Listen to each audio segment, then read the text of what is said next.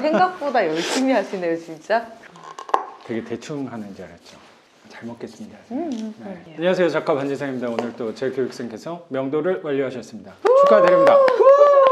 우선 여기 위치 좀 한번 설명 좀 부탁드리겠습니다. 경기도 부천시 역곡동이고요. 경기도 부천의 역곡, 소사역과 역곡역 중간, 네, 그걸로 얘기하려고 했죠. 네, 소사역 근처. 소사역 근처에 이렇게 또 역세권에 반지하 빌라를 낙찰을 받았어요. 네. 이 부동산은 선생님의 첫 주택이죠. 첫 주택을 이 또 젊은 여성께서 반지하 주택을 첫 주택으로 선택하는 거는 쉬운 결정은 아니었다고 생각이 좀 들어요. 그러니까 선생님 목소리만 들어봐도 뭔가 고민도 많이 하고 사연도 궁금하다는 생각이 좀 들어요. 선생님도 삶의 시행착오와 시련들, 부딪힘들 누구에 뒤지지 않을 만큼 있다고 생각도 조금 들고, 여기 오시는 제 교육생분들이 그냥 생각 없이 오시는 분들은 한 분도 없다는 생각도 항상 들어요. 가볍게 반지하 좀 해볼까? 라고 해서 오시는 분은 단 한 분도 안 계시니까 선생님도 그때 아직도 생각나는 게 수업 들으러 오시면서 약 먹으면서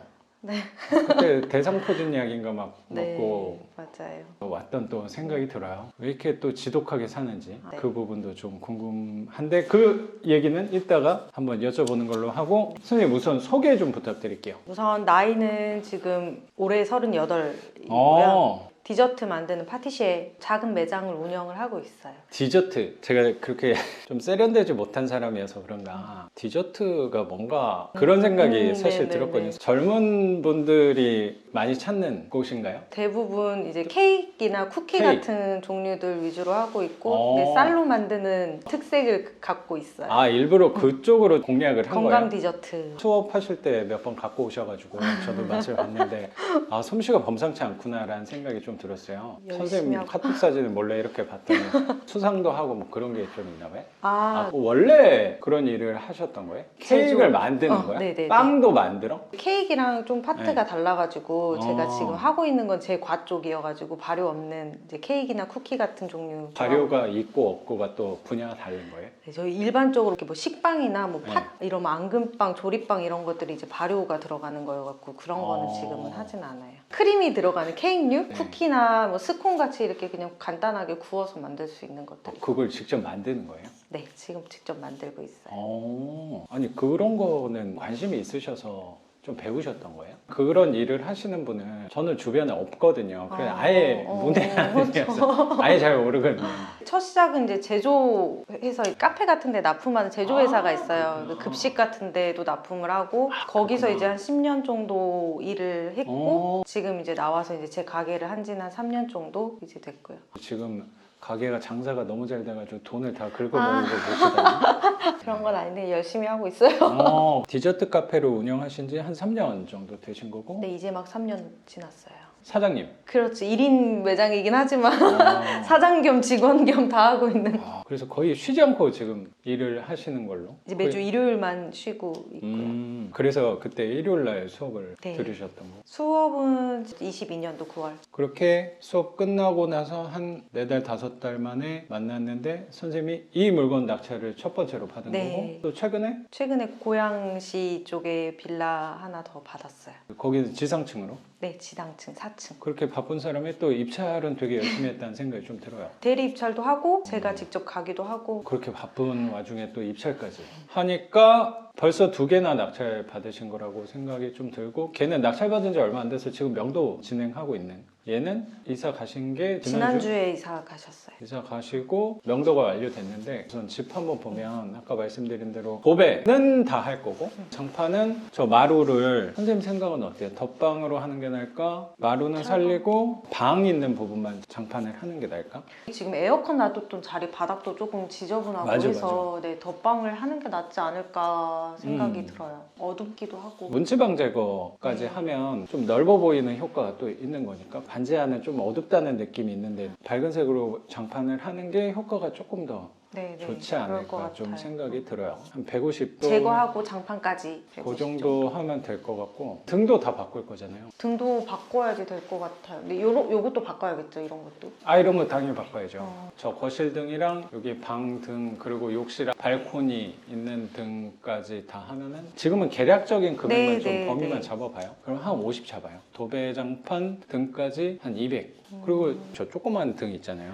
저도 그걸 여쭤보려고 그랬어요. 무두등이라고 해야 될지. 저 벽에 붙어 있는 저 이상한. 아 저것도 떼버리는 게 나을 것 그쵸. 같은데. 네. 그렇죠? 별로 필요 없는 거니까. 네네. 지금 약간 어두운 느낌이 드는데 바꾸면은 훨씬 밝아 보일 거라고 생각이 좀 들어요. 거실에 있는 저것 보고 우물천장? 저것도 철거인 거죠. 그래서 나도 저거 한번 제거해 보려다가 그러면 어. 사람이 한 명 더 들어오게 되면 비용이 훨씬 뛰니까 등만 제거해서 줬다가 4등짜리 달면 돼요. 몰딩 페인트 할 때 같이 색만 좀 밝게 바꾸는 거. 네. 문짝이랑 문지방이랑 몰딩 주변도 다 저건 흰색으로 그냥 하면 좋을 것 같은데 등까지 하면 아까 50에 페인트도 한 100. 싱크대.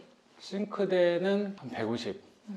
페인트가 올 거면 신발장 하자가 없으면 그냥 칠해버려요. 네. 저것도 하는데 한 3, 40만 원 할 거거든. 튼튼하긴 한 것 같아요. 문짝이랑 뭐 잘 닫히면은 할 필요는 없을 것 같아. 지금까지 얼마죠? 450이요.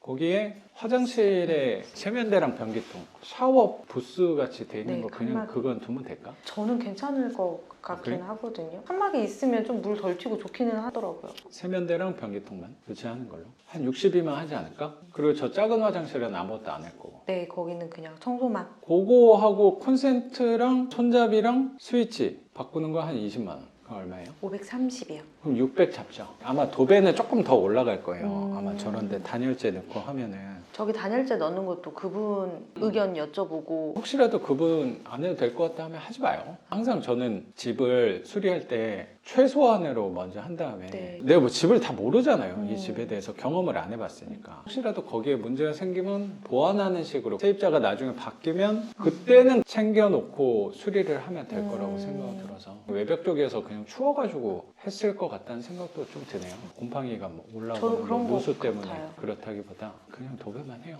선생님 살 거 아니니까. 수리는 딱 그 정도만 하면 되잖아. 어디 누수가 있거나 이런 건 아니라. 그러니까 이게 누수가 없어서 골치 아픈 게 없는 거예요, 선생님. 누수 있으면은 또 위에 협조 받아야 된다거나 수리 오래 걸릴 수리가 없단 말이야. 저 싱크대 때문에 텀이 걸릴 수도 있어도 그럼 한 3주면 할 거예요. 그럼 지금 딱 좋아요. 선생님 요거 낙찰 받았을 그 시점부터는 저도 그랬고 공실이 이렇게 좀 늘어났어요. 교육생분들도 그렇고. 그럼 공실이 이렇게 내 집에도 그게 보이는데 교육생분들이 연락이 오잖아요. 집 안 나간다고 하면은 마음이 불편하니까 나한테 또 연락 온단 말이야. 그렇죠. 네. 그럼 그런 전반적인 분위기에 대해서 느끼게 되는 것 같아요. 아, 지금 비수기가 돌아왔구나. 근데 이제 연락이 뭐가 많이 와. 내 것도 그렇고 계약이 하나둘씩 되는 연락이 오는 거야. 그래서 시기가 너무 좋아요. 오히려 다행이다. 여기 명도하면서 선생님이 어차피 12월 바쁘니까 그냥 내려놓고 있자. 시간 주자라고 했던 게 저는 오히려 좋은 결과를 초래한 거라고 생각이 좀 들어요. 그러네, 진짜. 그럼 다행이다. 지금부터는 이제 배짱을 부려도 되는 시기거든. 예쁘게 수리해서 그럼요. 그래서 수리비는 한 600 600. 네. 정도면 될 것 같아요. 그럼 저희 지금 화장실 수리하는 거는 그냥 이 토탈 업체한테 맡겨도 되는 수준인 거죠? 그렇죠. 아. 그냥 인터넷에서 저렴하게 세트로 해주는 데가 있을 거예요. 변기랑 세면대 세트가 있거든요. 네. 그렇게 차이 안 날 거예요. 혹시라도 하다가 수도꼭지나 아니면 샤워기 같은 거 머리 바꾸고 이런 거 선생님 괜히 한 번 더 와가지고 신경 써야 될 수도 있잖아. 선생님 또 바쁜 사람인데 선생님도 직접 와서 수리를 한다거나 페인트 칠할 시간적인 여유가 안 돼. 좀 매여 덜하니까? 있으니까.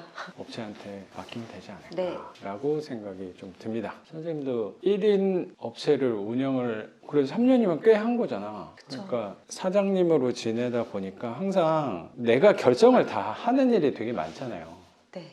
그래서 제가 결정하죠. 그러다 보니까 짜잘한 거 뭐 할 때 아 이런 걸 물어봐야 되나 했을 경매하면서 뭐 수리하면서 뭐 명도하면서 그런 생각이 많이 들었을 것 같은데 그런 거를 나한테 다 얘기해요. 근데 나도 그 마음이 요새 되게 이해가 좀 돼요. 나도 혼자 이걸 다 하잖아요. 수업이랑 뭐 영상이랑 사람 모집하고 광고하고 편집하고 상담하고 그거 다 어떻게 그거 혼자 하세요? 나도 다 혼자 하니까 나도 선생님 마음을 이해가 돼요. 선택하는 거에 대한 스트레스가 꽤 있죠. 방향을 잡아주는 그런 부분에 있어서 회사 다녔을 때는 그런 거를 같이 의논해가지고 맞춰서 가는 건데 혼자 하는 게 난 좀 편하더라고. 그럼 좀 빨리 움직일 수 있잖아. 방향 결정하는 것도 그렇고 혹시라도 내가 실수하는 일이 있다고 하더라도. 그래요. 네. 그러면 경기도 부천 역곡동 전용 면적이 한 18평? 네, 18평이요. 반지하 빌라 화장실이 무려 2개.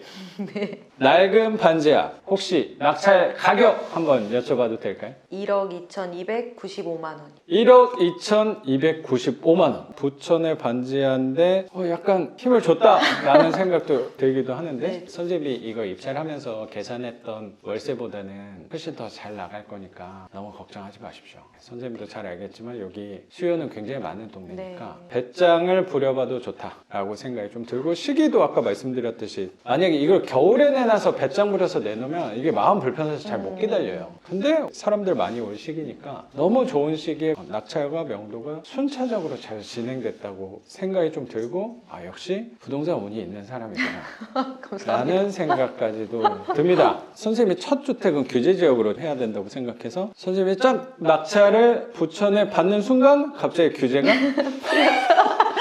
흘렸다는 생각도 좀 들어요. 그래도 저는 보석 같은 동네라고 생각이 좀 들어요. 이 영상이 올라올 땐 선생님 이미 월세를 받고 있을 거라고 생각이 듭니다. 선생님. 꼭 그랬으면 좋겠어요. 여기는 공실의 교육 동네가 아니기 때문에 너무 걱정하지 말아요. 저도 요 옆에 반지하에 있다 그랬거든요. 네. 선생님 나가는 거 보고 나도 좀 가격 나는 좀 제가 잘 받아야겠네요, 월세를. 네, 선생님이 어떻게 받아가는지에 따라서 이 추후 행보가 결정될 것 같아요. 노력해 보겠습니다. 그래요. 배짱을 넉넉히 부려도 좋을 집이라고 생각이 좀 들어서. 그러면 여기 선생님의 인생의 첫 주택이 네, 생애 첫 주택이었어요. 생애 첫 주택을 또 반지하를 그러니까요. 쉬운 결정은 진짜 아니었을 건데.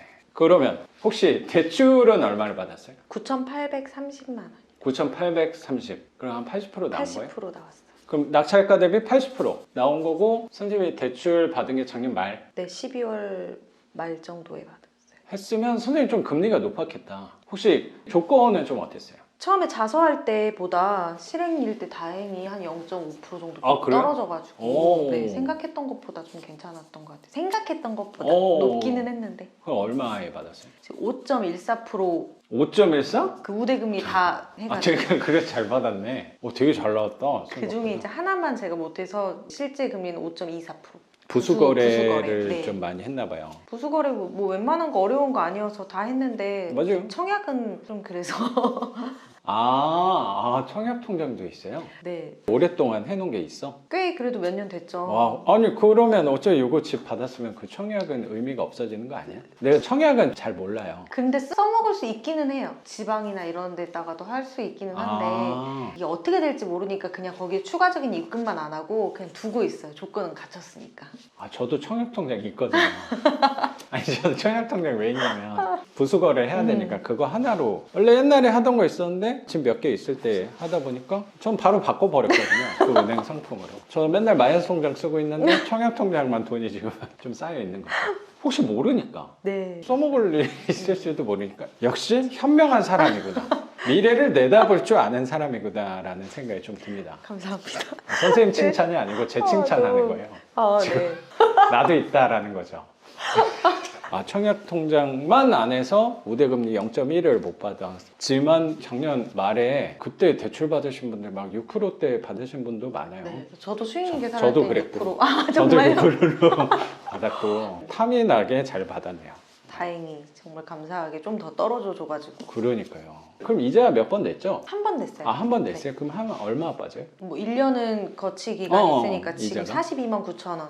그래 42만 원이 나오니까 월세 양보 못하는 선이 이해가 좀 되네요. 이게 또 나중에 원금도 내야 될 네, 거니까 네, 원금도 한 10만 원씩 내야 되잖아요. 네, 맞아요. 앞으로. 그러면 당연히 선생님 생각하는 한 80만 원 이상은 근데 선생님 말씀하신 대로 수리하면 한 80 되지 않을까 싶기는 하거든요. 아, 그렇지. 제 그렇게 포지션이 생각해요. 좀 그거예요. 선생님한테 입찰 그 계산값을 월세를 좀 내가 낮게 잡으라고 하고 수리비도 좀 작게 잡긴 했잖아요. 네네. 수리비를 가늠이 사실 안 되거든. 우리가 들어와서 확인해서 입찰을 하는 게 그쵸. 아니니까. 근데 입찰을 맨날 갈 때마다 사실 선생님도 폐차를 꽤 했잖아요. 저 엄청 많이 했죠. 혹시 몇 번이나 폐차를 하고 처음 낙찰 받은 거예요? 15번.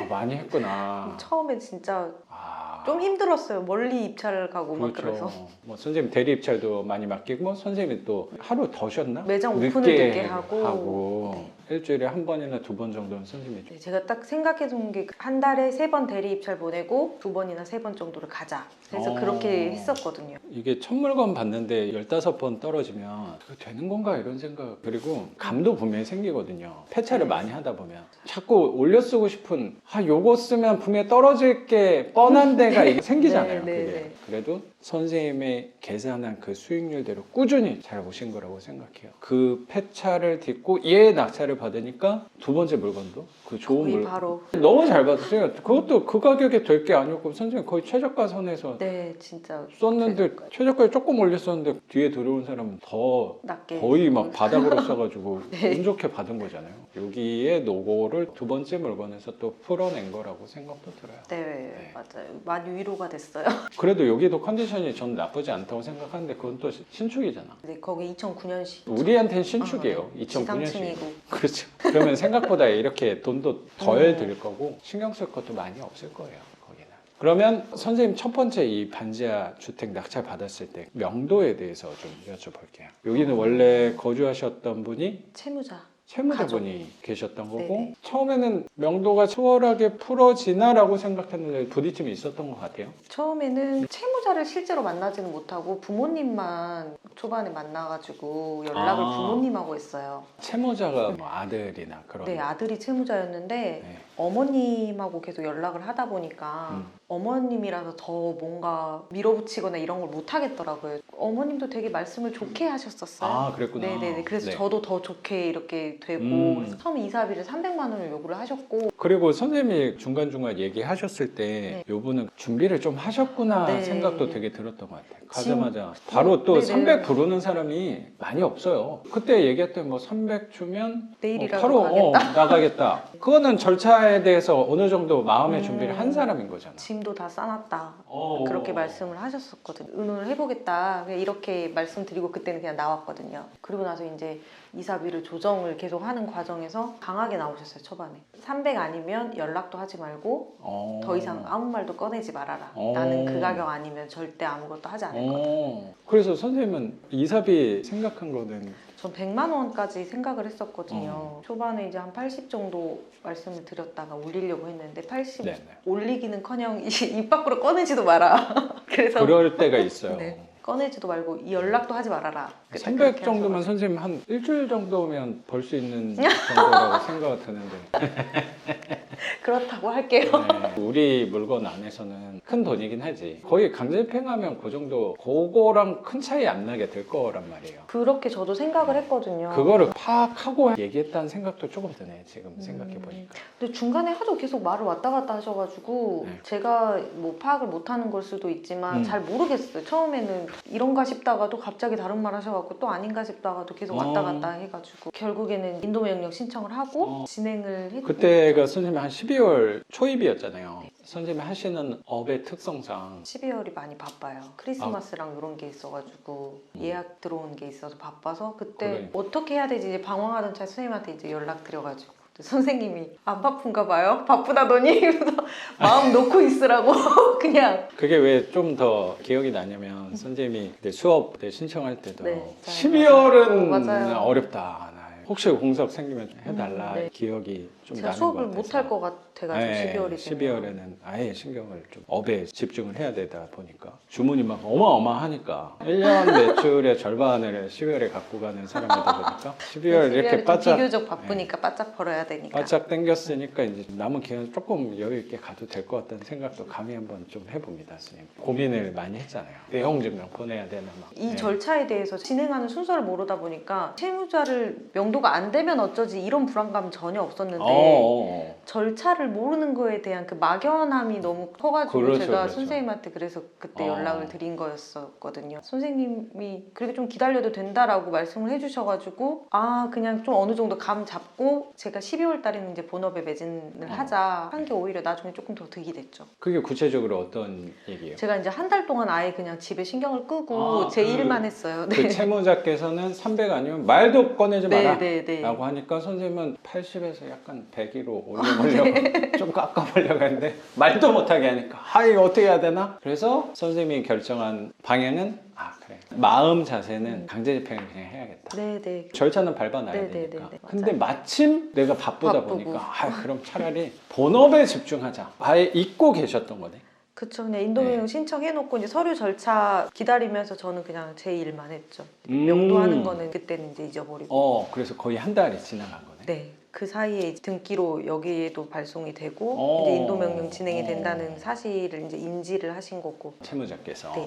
그랬더니 연락이 오던가요? 연락은 오지는 않았어요. 그래서 이제 제가 등기를 계속 안 받아보시더라고요. 일부러 안 받아보시는 것 같아가지고 네. 선생님한테 여쭤봤더니 사진 한번 찍어 보내라고 말씀해 주셔가지고 네네네. 그때 이제 사진 찍어서 등기를 안 받아보셔서 내용 모르실 것 같아서 말씀드린다. 친절하게. 이렇게 진행이 지금 되고 있는 상황이다 네네네. 라고 말씀을 드리니까 이제 금액이 100만 원까지 낮춰졌었어요. 그랬는데 갑자기 이제 100만 원까지 맞춰놓고 아드님 연락처를 갑자기 가르쳐 주시더라고요. 채무자분. 네, 그 이유가 알고 보니까 여기는 짐을 다 빼지 않는 상태랑 이제 공과금 정리 같은 거를 다 저한테 해달라는 거였어요. 협상은 100만 원인데 뒤에 갑자기 폐기물 처리라는 큰 덩어리가 이제 그거를 본인이 직접 말씀 못 하시고 이제 아드님이 이제 저한테 또 강하게 어필을 하셨죠. 그분이 요구한 건 이사비도 주고 이사비 무조건 선입금. 원래 무조건 선입금. 원래 300인데 내가 네. 100만 원 깎아준 거다. 그리고 대신 깎아주는 조건은 뭐냐? 너가 이거 좀 처분해.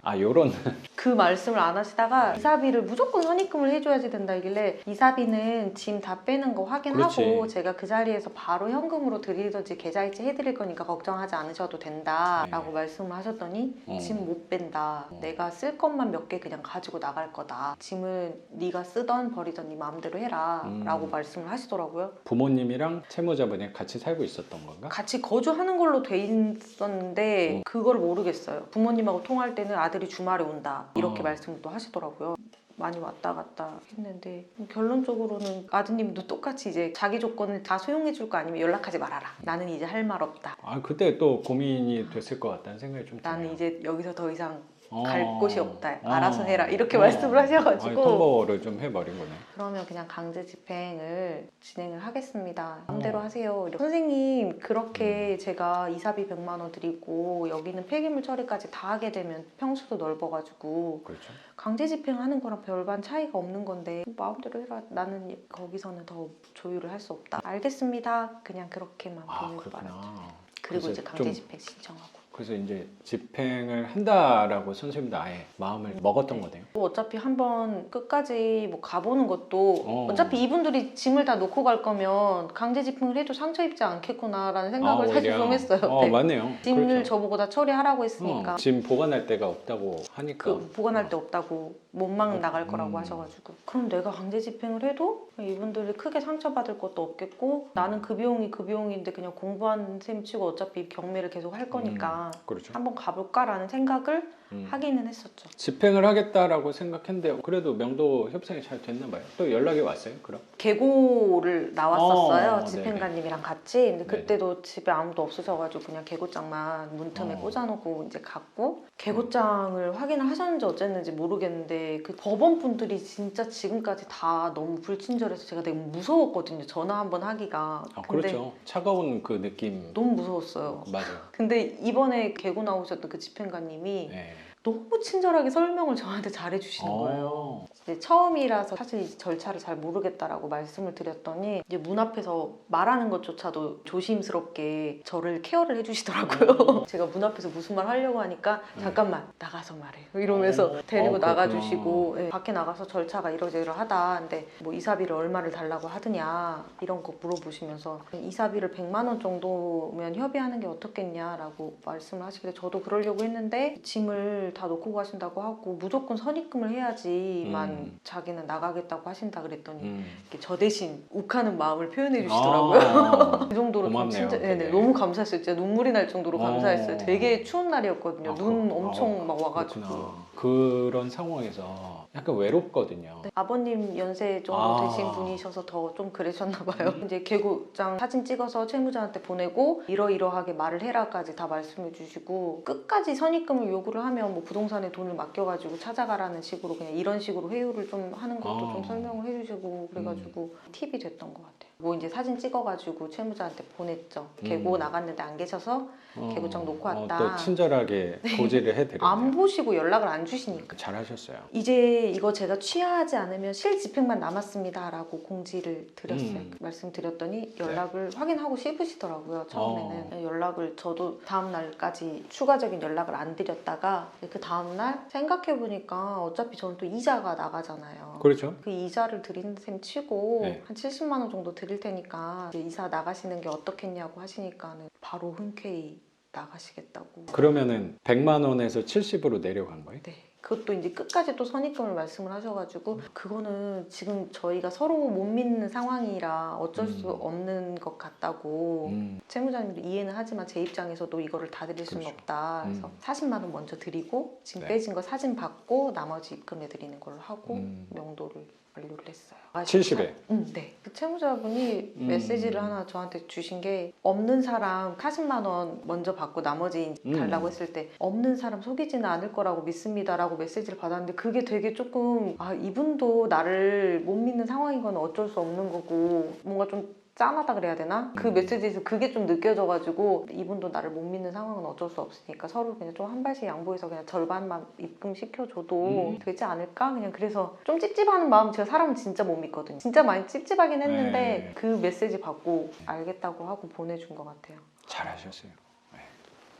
그 상황에 놓였으면 절반 드리고 절반 받는 거 저도 그렇게 했을 거라고 생각이 좀 들고 선생님이 아까 말씀하셨던 사람을 잘 못 믿는다라는 부분이 저도 되게 그렇거든요. 그 사람 못 믿는다는 사람은 왜 그러냐면 사람을 믿었다가 상처를 너무 많이 받아서라고 생각을 저는 조금 하거든요. 저도 그런 데에서의 상처가 제 나름대로는 조금 있는 것 같아요. 특히 일반 상황에서도 그런 일이 당연히 있겠지만 경매하다 보면 특수한 상황에 놓이다 보니까 서로 또 입장 차이도 있는 부분이 있어서 그러면서 많이 배우게 되는 것 같아요. 그래서 40만 원 먼저 드리고 30만 원 드리고 5만 원은 원래 제가 여기 이사 갈 때 와가지고 휴지나 이사 갈 때 따로 드리려고 그랬거든요. 네. 휴지 하나 사드리고 싶었는데 못 사드렸다고 따로 저녁 드시라고 입금해드리고 나가셔서 다 털어버리고 잘 지냈으면 좋겠다고 마지막에 되게 좋게 끝났어요. 마지막 날은 좋게 헤어지는 게 좋은 것 같아요. 왜냐면 네. 이해득실을 따진다기보다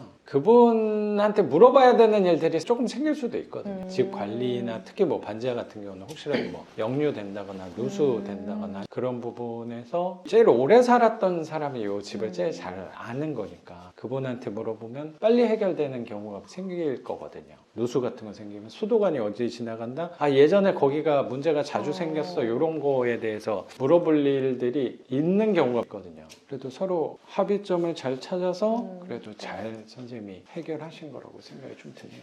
나중에 100만 원 원래 다 드리려고 그랬는데 집행 비용 미리 선납하는 게 거기서 또 빠지는 돈이 있어가지고 그래서 그냥 75만 원만 드렸어요. 그래요. 그렇게 명도비는 75만 원 협상을 잘 하신 거고 또 여기 짐을 좀 놓고 가셨다. 네, 짐이 처음에 사진을 저한테 나갔다, 이거 네. 남았다고 보내주신 게 큰 방에 이제 가구들, 그 옷장이랑 그 다음에 작은 방에 있는 옷장, 침대 매트릭스, 그 다음에 이제 거실에 식탁 같은 거랑 뭐 이런 거, 냉장고. 꽤 있었구나. 예, 이게 있었는데 그것보다 사실 숨겨진 짐이 더 있었던 거예요. 맞아.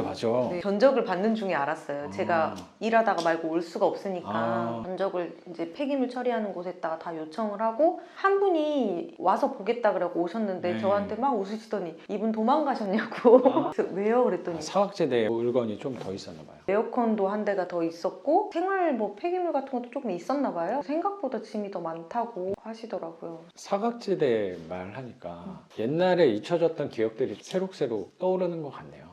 그러니까 나도 이런 상황이 분명히 있었거든. 어. 나도 회사 다니면서 했으니까 몸이 묶여 있으니까 이때 나가면 확인하고 주라 하는데 내가 갈 수가 없으니까 평일에는 짐은 다 뺐다고 사진 찍어서 했더니 깨끗한 부분만 이렇게 찍어서 갔더니 짐이 이만큼 있었던 그 기억이 나네요. 냉장고도 그러니까- 손잡이만 이렇게 찍어놓고 있는지도 몰랐어요 처음에. 아, 그런 부분들이 경험이 누적이 되니까 자꾸 사람을 의심하게 됐다는 생각이 저도 지금 불현듯 떠오르네요. 다시 한번 선생님 덕분에 상기시키게 되는 것 같아요. 아, 나도 그냥 저절로 이렇게 선생님하고 대화하고 있는 게 아니구나라는 생각이 좀 드는 것 같습니다. 그래서 다행히 뭐 폐기물 처리 업체에서 한 방에 다 가져가 주셔가지고 그래서 얼마에 처분을 한 거예요? 50만 원에 처리했어요. 그래도 50만 원이면 되게 좋은 분 잘 만난 거예요. 나중에 폐기물 사진도 받았는데 1톤 탑차랑 그다음에 라보 0.5톤 이렇게 나온 것 같더라고요. 폐기물 하니까 저도 여기 처음 폐기물을 불렀던 게 부천이었는데 그때 저도 되게 논탱이를 좀 많이 맞았던 게 기억이 나네요. 저는 그 정도 해서 한 100만 원 돈을 썼던 것 진짜요? 같은데 그때의 상처도 다시 한번 선생님 덕분에 상기시키게 되는 것 같습니다. 저 때문에 상처만 자꾸 기억하시는 거 아니죠? 그 덕분에 내가 지금 있는 거고 생각이 되게 들어서 그게 누적이 되니까 내 마음도 좀 단단해진 거였구나라는 생각이 다시 한번 드는 것 같아요. 오늘 여기 진짜 잘 왔구나라고 다시 한번 생각이 드네요. 다행이에요. 그렇게 총 125만 원의 네. 명돈을 완료 잘 한 거고 그럼 공과금은 어떻게? 공과금은 오늘 제가 이제 가스랑 수도 막 이런 거 다 전화해서 지금 정리했는데 생각보다 미납요금 이전에 연체된 게 25만 원 정도 있는데 어차피 제가 그걸 다 내는 건 아니고 등기 그 이후의 것만 내면 되는 거라 수도요금도 좀 4천 원 정도밖에 안 냈고 가스는 내일 오셔가지고 제 명의로 이걸 뭐 바꾸고 맞아요, 강제 맞아요. 퇴거를 시켜야지 된다고 하더라고요. 그래서 그 절차 내일 하실 것 같고. 그러면 요금 분리한 거니까 뭐 공과금에 대한 부담은 네. 없는 걸로? 10만 원 안에서 다 해결될 것 같기는 해요. 그렇게 명도를 잘 완료한 거고 수리는 업체 통해서 바로 할 거니까 나중에 수리되고 그러면 사진도 네, 좀 네. 부탁 좀 예쁘게 잘 찍어서. 아이고 예쁘게 부탁 좀 드리겠습니다. 네네. 사진 찍는 거 잘 하시니까. 네. 그러면 선생님에 관해서 좀 여쭤볼게요. 선생님 되게 세련된 사람이잖아요. 아 그렇게 네. 봐주세요. 아, 감사합니다. 그러면 하시는 일도 그렇고 아. 선생님 이미지랑 이 집은 되게 안 어울린다고 생각이 좀 들어서 이렇게 젊은 여성께서 이런 집을 한다는 마음 먹는 것 자체가 월세 투자 뭐 이런 걸 떠나서 반지하를 마음 먹는 거조차 쉽지 않아요. 젊은 남자들 이게 쉽지가 않아. 근데 어떻게 또 이렇게 이 반지하를 처음 부동산으로 선택을 하게 됐는지 이거 쉬운 거 아니라고 생각이 좀 들어서 처음 부동산을 반지하로 한 사람들이 성공해요. 아, 잘 돼요. 정말요? 아, 그럼요. 감사합니다. 네. 그게 저거든요. 이것도 제 자랑이에요. 그러면 저야 너무 좋죠. 아, 너무 출발이 좋죠. 너무 좋아. 반지하에 대한 이미지가 사실 좋지는 않았어. 저도 그렇죠. 반지하 정말 어렸을 때 서울에 처음 지방이 집이다 보니까 처음 서울에 올라왔을 때 아, 성인 돼서? 네네네 어. 성인이 돼서 이제 취업을 해가지고 서울에 그때 한번 반지하에 살았던 적이 있었는데 아, 그러셨구나. 너무 힘들었었거든요. 그래서 어. 진짜 오래 못 살고 나왔던 기억이 있어요. 그때 선생님 영상 보면서 좋은 반지하 있다. 근데 이런 영상을 보면서 아 내가 살았던 그 집이 왜 안 좋고 왜 힘들었는지 조금 이해가 되는 거예요. 빨간박돌 집이었나요? 그 정도는 아, 아니었는데 그래요? 반지하라기보단 정말 지하에 가까웠던 거. 창문 햇빛은 노출. 되게 잘 드는데 네. 환기 자체가 조금 안 되고 그 화장실 단이 더 높은. 아, 네. 그거는 90년 초중반까지는 그렇게 돼 그랬겠죠. 있는 그때 경우가 제가 많아요. 굉장히 어릴 때니까 20대 초반이었어요. 이런 반지하는 환기도 이거 네. 잘 되고 네, 화장실도 맞아요. 단이 똑같죠. 그냥 일반 빌라랑 거의 뭐 다를 게 그렇죠. 없으니까. 네. 이 반지하 잠깐이나마 거주를 처음에 상경해서 상경 네 맞아요. 맞아요. 상경 상경 맞아요. 맞아요. 시골에서 계시다가 시골은 아닌가요? 시골은 아니고요. 시골은 아닌데 아, 는 서울 사람인 줄 알았는데 인구 20만은 넘으니까 시골은 알겠습니다. 올라오셔서 서울에서 일하게 됐는데 잠깐 올라왔다고 표현하잖아요 네 보통. 맞아요. 상경이라고 해요. 잠깐 사시다가 아 여기 못 사야겠다. 지상층으로 올라가신 거예요? 그럼 반지하에 대한 이미지는 더 안 좋았을 것 같다는 생각도 드는데. 엄청 안 좋았죠. 네. 아 이건 사람 못 살 곳이야 라는 생각도 조금 했을 것 같아서. 그 반지하를 내가 이 집주인이 돼서 세입자를 드리고 이걸 할 수 있을까? 그 생각을 안 했던 건 아니었어요. 처음에. 당연하죠. 부모님도 그 말씀 하시더라고요. 너 그때 어. 그렇게 힘들었는데 너 그 반지하 사서 되겠어? 그렇게 말씀하시더라고요. 그렇죠. 걱정하죠. 근데 선생님 영상 많이 보고 공부하면서 엄마한테 당당하게 말했죠. 그때 살았던 집이랑 다르다. 다른 건 맞거든. 구분할 수 있다 나 이제. 아 그렇죠. 다르거든. 그런 집은 안 사면 되겠더라. 그렇죠, 이렇게 그렇죠. 말씀드렸죠. 우리는 정확히 임대 관련해서 초점을 맞춰서 접근하는 거니까 선생님이 살았던 집은 저도 뭐 정확히 모르겠지만 그런 거는 이 월세 받는 포지션으로서는 그게 좋지는 안 좋은 것 않거든. 같아요. 그런 거는 개발이나 시대 차익 하시는 분들 사실 조금 선호하는 경향은 있죠. 똑같이 반지하라고 부르다 보니까 실제로 반지하 둘 다 똑같이 부르는 건 맞으니까. 근데 저도 그런 거 이제 안 해요. 비 많이 오고 한파가 몰아친다. 그럼 저도 잠을 못 이룰 거거든요. 근데 이런 집은 편안한 집이에요. 선생님 일 하시는 거 되게 좋아하잖아요. 좋아하는 일 하는 걸로 제가 알고 있는데. 네 맞아요. 좋아하는 일 하고 있어요. 그렇죠. 그 좋아하는 일에 온전히 전념할 수 있게 해주는 이 보석 같은 집이라고 저는 생각해요. 그랬으면 좋겠어요. 그래서 상경을 해서 근데 이제 제가 가게 운영을 하면서 이제 회사를 원래 다니면서 네. 회사를 퇴사를 할 거라는 생각을 안 했었어요. 저는 회사 일이 너무 즐거웠고. 저도 수업할 때 약간 느낀 게 보통 제 수업은 기본적으로 선생님 나이대 여자분은 거의 안 와요. 근데 기억에 남냐면 우리 커피를 막 시켰다 그러면 네, 제가 갈게요 막 이게 내 손이 헷갈릴 수도 있는데 그런 거 잘 안 하시는데 선생님 막 그런 거를 하는 모션 이렇게 모션을 봤을 때 선생님 되게 회사에서 일 잘했구나라는 사회생활 되게 잘하셨던 분이었구나라는 느낌을 좀 받았거든요. 잘했는지 어쨌는지는 그 모르겠는데 행동 하나만 보고 나는 사실 좀 느꼈던 것 같아요. 그냥 회사 일을 되게 좋아했었고 디저트를 만드는 것도 너무 좋아서 했던 일이라서 네. 퇴사를 할 거라는 생각 자체를 안 그러면 했는데 원래 그 공부를 하셨던 거예요? 원래 제일 처음에는 무용을 했었어요. 그래서 입시 준비까지 학창 시절에 계속 그러다가 이거 선생님이 별로 좋아하는 스타일이 아니실 건데 저는 조금 궁금해요.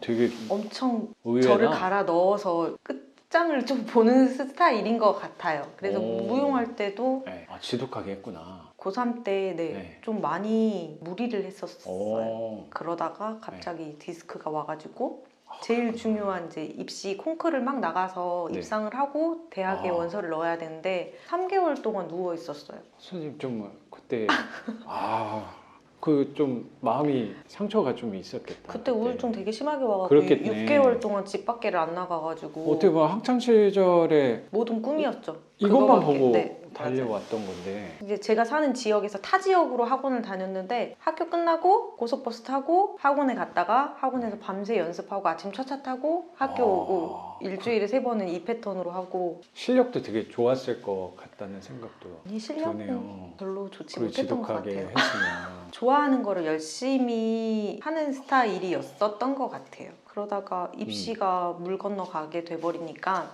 되게 힘들었겠다 선생님. 그때는 어린 근데 나이에 근데 그래서 괜히 강한 사람이 아닌 난 강함을 되게 많이 진짜요? 느꼈거든요 선생님한테. 독해요. 아, 근데 그때 우울증이 온 게 아니라 그때는 사실 대학을 가야 되고 내 진로를 해야 된다는 생각 때문에 그때는 막상 우울할 겨를보다는 이 다음 거를 빨리 찾아야 된다라는 생각이 더 강했던 것 같아요. 와 진짜 대단하다.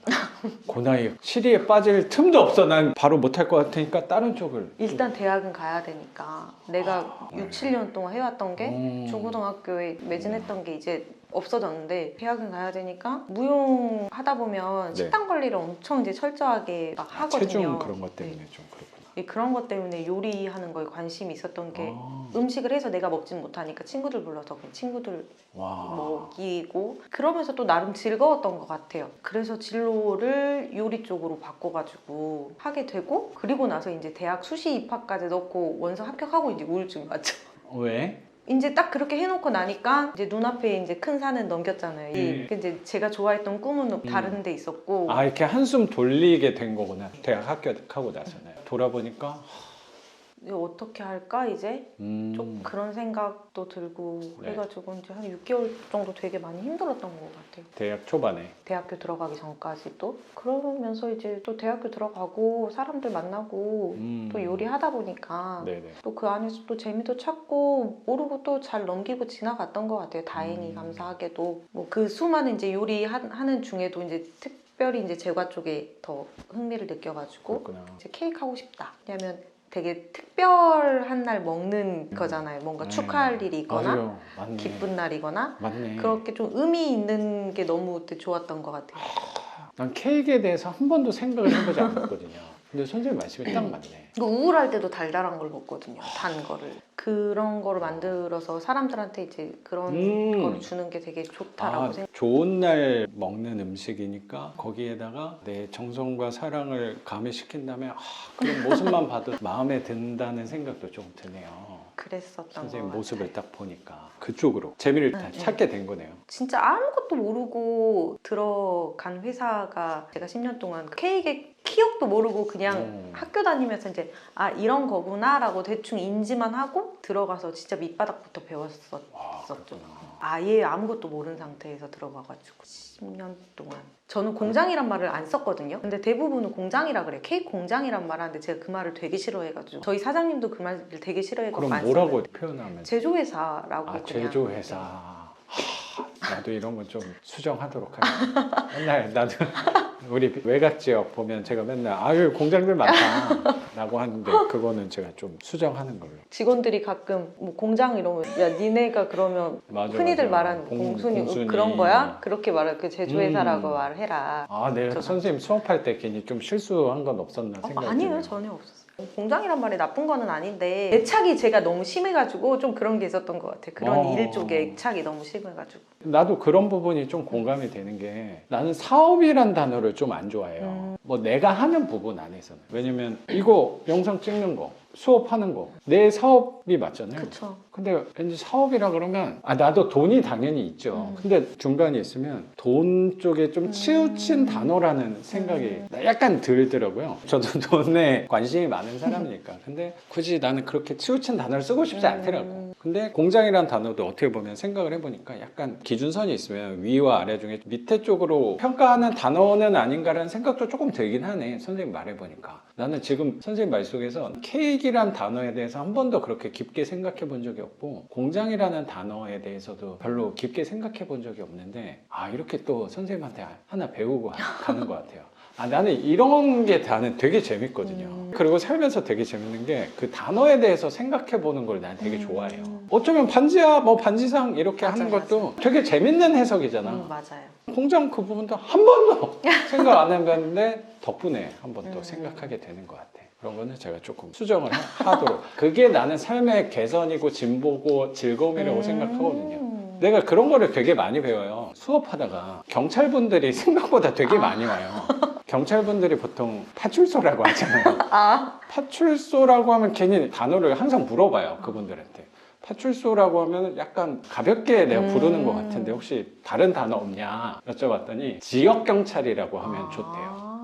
고급 단어라는 식으로 얘기해서 이제 지역경찰이라고 표현을 해야겠구나. 그리고 부동산 중개하시는 분도 오신단 말이에요. 그러면 맨날 우리 복비 이러잖아요. 네. 중개 수수료 이렇게 하잖아요. 네네. 그 말도 하나 배운 게 중개 보수라고. 중개 수수료도 아니고 중개 수수료도 아니고 보수라고 하는 게 정확하다. 그래서 그것도 제가 단어를 바꾸고 있거든요. 말이 바뀌고 단어가 바뀌면 내 주변에 있는 그런 운 같은 나는 운 항상 중요하게 네네. 생각하는 사람이어서 그럼 한 단계 이렇게 더 업그레이드. 난 그거 되게 중요하다고 생각하거든요. 그리고 그릇을 나름의 키우는 과정이라는 생각도 전 좀 있어요. 그런 거 내 같아요. 깊숙한 곳 안에. 네. 그래서 또 이렇게 하나 배워. 제조업체? 제조. 그래요. 제조업체. 빵을 제조하시는 네. 하는 그 회사에서 거기서 중간 업체에서 이렇게 한 10년 동안. 근데 되게 성과가 되게 좋았다고 초고속 승진을 하셨다고 또. 회사 자체가 크지 않아서 그런 것도 있었는데 네. 조금 특이하긴 했어요. 특이했다는 거는 좀 구체적으로 물어봐도 돼요? 승진을 빨리 좀 자랑 좀 해줘요. 어째 근데 이게 진짜 자랑할 네. 게 좀 그런가? 나중에 제가 후회할까봐 그래요. 그러면 좀 눌러서 얘기를 네. 해줘요. 그럼. 승진을 좀 빨리 하기도 했고 어떻게 하다 보니까 상황이 그렇게 돼서 제가 팀을 또 따로 만드는 게 또 두 부서가 또 따로 제가 만들기도 했고 와. 이러다 보니까 리더 스타일이구나, 수지. 저는 아니라고 생각을 하는데 네. 상황이 왜냐면 저는 진짜 일이 좋아서 했었거든요. 네. 그리고 이런 말 하면 되게 웃기고 사람들이 별로 직장인들이 좋아하지 않을 텐데 네. 회사를 다닌다고 생각을 안 하고 어. 진짜 회사가 잘 돼야 내가 잘 된다. 그냥 전 딱 그 마인드였었거든요. 아, 진짜 멋있다. 나는 단 한 번도 그 마음을 가져본 적이 없는 사람이어서 애정이 나는 좀 적당히 컸어요. 좀 때우고 가야지. 난 이렇게 회사 다녔거든. 회사가 커져야지 내 명함이 빛나지 않나라고 생각을 항상 했던 것 같아요. 어. 그러니까 결국에는 제가 잘 되고 싶어서 뭐 일을 그렇죠. 열심히 했던 거지. 뭐 회사만을 위해서 일을 열심히 했다는 건 말이 안 되고. 아, 회사와 나를 약간 동일시했다는 네, 생각도 드네요. 맞아요. 내가 성장하는 게 회사 성장, 회사 성장이 나의 성장. 그리고 아, 사장님 자체가 그럴 수 있다라는 신뢰를 좀 주시던 분이어가지고 제가 더 그렇게 할 수 있었던 것 같아요. 그 전에 조금 큰 기업이 있을 때는 그런 마인드로 일을 못했거든요. 아. 하지는 못했는데 오히려 그런데 큰 데서 해보니까 나는 그냥 이런 데서 따라가는 것보다 조금 작은 데서 같이 성장하는 게 더 좋겠다. 아, 나랑 잘 어울리는구나, 음. 잘 맞는구나. 우연히 면접 보고 사장님을 보고 들어간 회사에서 사장님하고 좀 성향이 맞아서 그렇게 됐던 것 같아요. 아, 그래서 초고속 승진을 해서 팀장님 자리까지 좀 간 거네. 제가. 부서 3개를 이제 총괄하는 총괄팀장까지 갔어요. 와. 아, 역시 범상치 않았어. 선생님 이렇게 있는 거 보면 약간 기대고 싶다는 생각도 들어요. 아, 뭔가 든든한 사람. 그거 너무 뭔가 내가 이렇게 말해줘도 선생님 그럼 제가 알아서 할게요. 그게 좀 느껴졌거든요. 총괄 팀장. 어쩌다 보니까 진짜 어쩌다 보니까 좀 멋있다, 선생님. 아니요. 와, 어떻게 아마- 그런 사람이 또 1인 사업가를 하고 있는 거야. 와. 회사에서 퇴사를 안 할 거다라고 생각을 했는데 네, 그게 그러게. 내 맘처럼 되는 건 아니더라고요. 오, 회사에 왜요? 자꾸 큰 사건 사고가 몇 개 생기면서 자연스럽게 퇴사를 하게 된 것 같아요. 회사에서 되게 정말 9시 뉴스에 나올 만한 일들이 네, 한 2번 이렇게 있고 그렇구나. 나서 그 일들을 수습하고 팀장이니까 수습하는 과정에서 많이 지치기도 했는데 퇴사를 마지막 결정하게 된 거는 이제 그 회사에서 계속 있었던 거게 여기 있으면서 회사가 성장하면 내가 성장할 수 있겠다라는 그 믿음이랑 신뢰가 있어서 그렇게 했던 거였는데 마지막에는 그 끈을 조금 놓친 것 같아요. 거기에 대한 그 신뢰의 끈을 조금 놓치면서 나가는 게 맞겠다. 회사를 위해서도 나를 위해서도 나가는 게 맞겠다. 이제는 그래가지고 이제 퇴사를 하고 좋아하는 일이었고 어쩌면 회사에 대해서 애정이 있었던 사람. 엄청 애정이 각별했죠. 저는 회사 직원들이랑 뭐 사람들 어떨지 모르겠지만 저한테는 되게 각별했던 회사죠.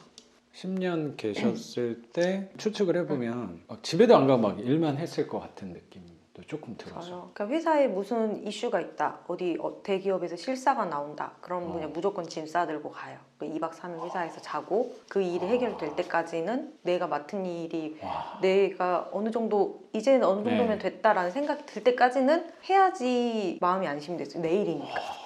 그러니까 제 밑에 있던 직원들은 되게 싫었을 힘들었겠지만 너무 부담스럽잖아. 왜 이렇게 제일 열심히 하는 거야? 맞아요. 그런 말 엄청 많이 들었어요. 네. 난 좀 집에 가고 싶네. 사람 막 짐을 쓰고 여기서 잔다고. 근데 제 밑에 있는 직원들한테는 그러라고 안 했어요. 저는 집에 갔다가 짐 싸들고 다시 와가지고 먹고 자고 하면서 그건 진짜. 진짜. 재밌었어요. 근데 그게 아무나 못하는 게 맞네. 그게 재밌어서 그렇게 했지 진짜. 누가 시켜서라면은 그렇게 절대 못했을 성격인데 그렇지. 그건 진짜 내 거여야지 그렇게 하는 거거든. 그러다 보니까 진짜 선생님 근데 진짜 성공하겠다. 이것만 아니에요. 들어봐도 진짜 크게 될 사람이네. 그런 것도 나는 좀 있었을 것 같아. 선생님이 너무 잘하는 거야. 같이 일하고 이런 사람들이 또 샘나거든. 이런 것도 나는 있을 것 같아. 회사를 하고 네. 회사에서 좀 멀리 떨어져서 오고 또 그때보다 지금 또 어느 정도 나이를 또 좀 들고 하다 보니까 느끼는 건데 근데 두 가지인 것 같아요. 한 가지는 선생님 말씀하신 것처럼 그것도 분명히 있고 왜냐하면 이제 그 부분은 다른 팀장들이나 총괄팀장은 어떻게 보면 저보다 나이가 뭐 20살, 30살 많으신 분들이니까 얼마나 제가 그러니까 또 웃기겠어요. 되게 와닿는다. 얼마나 제가 눈에 가시기도 그렇지. 하고 또 제조회사인데 제조 파트 부분을 제가 뭐 제품 개발이라던가 품질 관리 핵심 부분이니까 얼마나 제가 말한 회의에서 들어가서 하는 말 한마디 한마디가 아, 그렇지. 자기들한테는 불편함이겠어요. 아, 불편하지. 어이, 젊은 애가 지금 뭐 한다고요? 막 이런 생각이 난 당연히 될 것 같은데? 맞아요. 근데 사실 그거를 저는 좀 이해를 못했던 것 같아요. 나는 그냥 내 일을 하는 거고 라고 생각을 했던 것도 있었던 것 같아요. 그렇게 안 하면 안 되니까. 그리고 두 번째는 제 나이랑 경험치에 비해서 너무 높은 자리, 과분한 자리, 제 그릇이 아닌 자리에 제가 있었던 것도 있는 것 같아요. 어느 정도 조금 시간도 많이 흐르고 경험도 많이 해서 그런 좀 부드러운 리더십을 가지고 포용력을 가질 수 있는 사람이 있었으면 좀 더 좋았을 자리인데 저는 뭐 워낙에 진짜 일 욕심 많고 어린 나이 30대 초반이었으니까 한참 막 혈기왕성하게 일을 하고 끌어당기고 막 밀어붙이고 이랬을 시기니까 그러기에는 너무 큰 자리가 아니었나. 상황이 제가 실무도 해야 되고 마냥 리더십만 발휘하면서 진두지휘할 수 있는 상황이 아니었어가지고 실제 실무도 다 하면서 해야지 되니까는 좀 많이 버겁고 그런 그렇겠다. 것도 그 있었던 어린 것 나이에. 같아요. 그래서 뭐 그때 대상포진 걸리고 대상포진은 뭐 항상 달고 다니네. 그때 선생님. 처음으로 걸리고 나서 지금 이제 후유증이라고 하더라고요. 네. 그게 대상포진은 원래 한 번 걸리면 안 걸리는데? 아니래요. 그게 이렇게 잠재돼 아니래? 있다가 면역력이 떨어지면 아. 또 그 비슷한 부위에 올 가능성이 그렇구나. 높대요. 근데 제가 얼굴에 왔었거든요. 아, 나도 대상포진 걸렸어요. 아 진짜요? 나도 반쪽이 다 부었는데? 그래, 나 아. 쌍꺼풀도 없어지고 막 이렇게. 그게 너무 아프잖아. 두통이 막 너무 심해가지고 약을 그리고- 막 때려 넣어도 얼굴 쪽에 왔어요, 선생님? 눈에 와가지고 아, 그렇구나. 그래서 이렇게 막 두통이 머리가 엄청 나도 얼굴 쪽에 오니까 그 의사가 엄청 겁주는 거야. 이게 뇌로 뭐 이렇게 네 맞아요. 큰 병원 가보라고 막 너무 어린 나이에 그런 적이 있었는데 같이 좀 옛날 기억이 선생님 덕분에 또 나네요. 나도 대상포진 한번 걸렸고 그렇게 힘든 결정을 한 거네. 퇴사하는 게 낫겠구나. 저를 위해서도 그렇지만 회사를 위해서도 그게 낫겠다. 내가 이제 이 자리를 비워주는 게 낫겠다라는 생각이 들어서 회사를 했죠. 그거 놓는 게 진짜 쉽지는 않았을 것 같네. 그래서 저도 좀 지쳐 있었던 것도 있었던 것 같아요. 근데 일적인 것보다 사람들한테 지치는 게 사실 확실히 더 많이 컸던 것 같고. 아, 그래서 내가 혼자 하는 거야. 그래서 저 사실 지금도 직원을 그러네. 안 구하고 싶더라고요. 그냥 일을 내가 할 수 있는 만큼만 하자. 그러다 보니까 부동산을 한 거예요, 선생님. 내가 공감이 되게 된다. 어쨌든 1인 사장님이니까 나도 1인 사장님이잖아. 그러니까 자꾸 막 욕심이 나거든. 매출을 올릴 수, 아니, 매출을 올릴 수 있는 게 보이거든. 선생님도 분명히 많이 보일 거고. 네. 나도 그래요. 한 명만 더 쓰면 아니면 예를 들어 아웃소싱 맡길 게 나도 꽤 있어. 그리고 사업화할 맞아, 게 맞아요, 많고 맞아. 인테리어 업체 같은 것도 나도 팀을 맞아요. 꾸릴 수 있고 아니면 현장 수업 같은 거는 내가 안 가도 될 것 같아. 그런 거는 따로 직원 교육생 중에 잘하시는 분 많거든. 그런 분한테 회사 있지만 내가 더 줄게 와 하면은 난 수업 더 땡길 수 있지. 차도 좀 더 큰 차를 써가지고 이만큼 버스 빌려가지고 버스 하나 사지 뭐. 학원 하나 차리지. 욕심이 나지. 아 근데 나는 나를 좀 아는 게 혼자 하는 게 잘 맞다고 생각이 들어서 아 자꾸 눌러요. 그럼 내가 딱 할 수 있는 만큼만 하려는 유지를 되게 해요. 또 이게 어려워요. 규모가 커지게 되면은 단점은 규모가 커진다는 거는 행동이 또 느려진다는 부분도 저도 생각이 좀 들어서 저랑은 잘 안 맞다라고 그냥 지금까지는 결론을 좀 내린 것 같아요. 선생님도 근데 몇 번 선생님이 주셔가지고 먹어봤을 때 아, 이게 잘 될 수밖에 없는 맛이었거든요. 감사합니다. 아유 나는 맛을 잘 모르긴 하지만 그러면 욕심이 날 것 같아. 욕심이 나긴 나죠. 하면 할수록 아, 제조업으로 넘어가야지 어느 정도 좀 더 커지고 보이겠구나. 는 싶은데 제조업을 하면서 겪을 수 있는 거는 웬만한 거 다 겪었던 것 같아요. 큰일, 안 좋은 일, 좋은 일 다. 아, 선생님 외모에서는 전혀 느껴지지 못하는데 내공이 느껴지네. 그 단어 하나마다. 이래 나이가 젊은데 경험을 진짜 많이 했구나. 좋은 경험, 안 좋은 경험 많이 하면서 그래. 공부가 많이 됐죠. 그러니까 반지하를 하는 거야. 이런 사람이니까. 개인 사업장을 어. 하고 보니 사람 안 쓰고 제조업을 할 수 뭔가 지쳐 있었던 것 같아요. 제조업으로 다시 가게 예전처럼 파이팅 넘치는 그게 안 되는 시기. 사실- 나이도 좀 들었고. 네, 나이도 들고 그동안에 쉬지를 않아가지고 음. 이게 또 제 사업장이라고 하니까는 또 회사랑 또 다르게 다가오는 그런 아니, 느낌이 그러면- 크더라고요. 선생님 디저트 카페를 열 때 생각은 하고 나온 거예요? 아 했겠지? 이렇게 치밀한 했죠. 사람이었으니까. 어차피 언젠가 한 번쯤은 내 매장을 하고 싶었고 그게 회사에 있을 때는 회사 브랜드로 프랜차이즈를 만들자. 그 안에서 내 매장을 하나 가져보자가 이제 바뀌게 된 거죠. 퇴사를 해서 이제 내 매장을 가져보자. 어차피 언젠가는 한 번은 해볼 그렇죠. 거고 그게 지금인 것 같다. 아무것도 모르고 했어요. 그냥 제조 쪽 관련된 것만 하다가 가게 알아보는 것부터 해서 이런 거 저런 거 아무것도 모르고 그냥 가게를 덜컥 카페도 아니고 그냥 테이크아웃 포장 판매만 하고 아 수업 이렇게 앉아서 네, 먹을 자리 없어요. 자리는 없는 거구나. 수업을 하려고 병행을 처음엔 했었거든요. 그러다가 이제 코로나가 오픈하고 한 2달, 3달 있다가 코로나가 갑자기 터지면서 또 그 시기였구나. 네. 근데 정말 감사하게 아, 선생님은 근데 별로 상관이 없었을 것 같다는 생각이 드네. 어차피 앉아 있는 테이블이 맞아요. 없으니까. 네. 포장 판매만 했으니까 포장은 상관이 없었으니까. 포장 판매만 했으니까 그건 크게 문제가 없었는데 대신에 이제 수업은 안 했죠. 수업은 하다가 중단을 했고 대신에 뭐 배달이랑 이런 걸 시작을 하면서 거기서 또 매출이 많이 메꿔지고 늘어나고 그러다가 몇 번 좀 크게 아팠어요. 근데 아, 제가 대상포진 말고 네. 아까 디스크 그 관련된 건가? 아니요. 그런 네. 거 아니고 네. 이유를 모르는데 한 3번 크게 아팠던 갑자기 오픈 준비를 하는데 식은땀이 나면서 배가 너무 아픈 거예요. 그럼 진짜 그냥 매장 정말. 바닥에 누워가지고 문 오픈 못하고 그게 좀 잠잠해질 때까지 이제 막 좀 기다렸다가 몇 시간이 지나고 나서 겨우 일어나고 그런 적도 있었고 아무렇지도 않다 갑자기 이제 집에서 12시간 동안 계속 토하고 위아래로 이제 막 계속 하면서 이제 탈진을 하니까 혼자서 119에 신고를 해야 되나? 정신이 잃을 것 같은데 너무 이게 무서웠겠다. 혼자 사니까 지금 저 네. 혼자 살고 있어가지고 어떻게 하지? 몇 번을 이제 119를 눌렀다가 옷을 입어야 되는데 잠옷을 입고 있어서 옷을 갈아입지를 못하겠는 거예요. 이 상태에서 119가 오면 나는 어떻게 되는 건지 지금 막 그런 생각도 하고 내가 그렇다고 지금 생각하면 나 너무 무서울 것 같아. 무서웠어요. 무서운데 어쩔 수가 없으니까 그렇죠. 부모님한테 막 아프다고 징징대고 이런 그렇지. 스타일도 아니어가지고 네. 몰랐어요. 엄마는 저 아픈지도.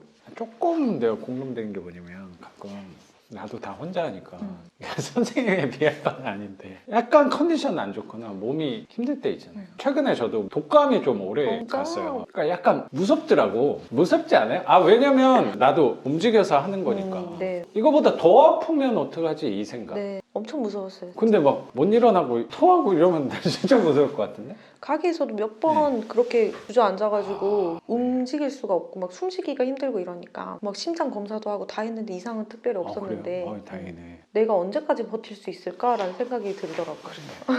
아 이게 갑자기 선생님 그 얘기하니까 근데 옛날에 교육생분이 한 분이 생각이 나요. 펀드 매니저라고 증권회사 네. 따로 차리신 사장님이었어요.